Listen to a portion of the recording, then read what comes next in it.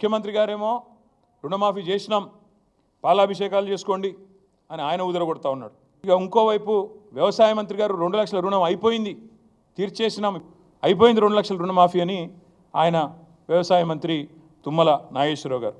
కానీ వాస్తవాలు దాచేస్తే దాగవు. అసలు ఈ ప్రభుత్వం నడిపే వాళ్ళకి రుణమాఫీ విషయంలో స్పష్టత ఉందా లేదా?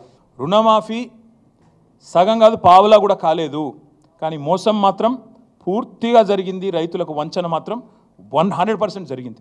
మాఫీ 20%, 30%, ధోకా 100%. ఇందులో ఏం డౌటే లేదు. మా డిమాండ్ ఒకటే, ఈ డ్రామాలు నడవవు, ఏ ఆంక్షలు లేకుండా రుణమాఫీ చేయాలి. అది ఎప్పటి లోపల చేస్తారో డేట్ కూడా చెప్పాలి. ఎందుకంటే ఇప్పటికే 2 సార్లు తప్పిన మీరు, కాబట్టి ఎప్పటి లోపల మీరు రుణమాఫీ పూర్తిగా చేస్తారు? కొంతమంది తెల్ల పేపర్ కావాలంటే, వైట్ పేపర్ కాదు, దాని మీద వివరాలతోటి కూడా మీకు ఇస్తా, కావాలంటే తీసుకోండి. కేంద్ర ప్రభుత్వం కావచ్చు, ఇక్కడ ఆరాటపడేటట్టు అధికారం పోయినటువంటి పార్టీ ఆరాటపడేటటువంటి వ్యక్తులు కావచ్చు. కాబట్టి వాళ్ళ జీవిత కాలంలో ఎప్పుడు రైతుల గురించి ఎప్పుడన్నా రైతు అని అనలేదేమో కానీ ఈ 3 నెలలు బట్టి బాగా రైతు అంటున్నారు. అదొక సంతోషం. ముఖ్యంగా కేటీఆర్ గారికి ధన్యవాదాలు. మొదటిసారిగా రైతుల గురించి మాట్లాడే అవకాశం నీకు వచ్చింది.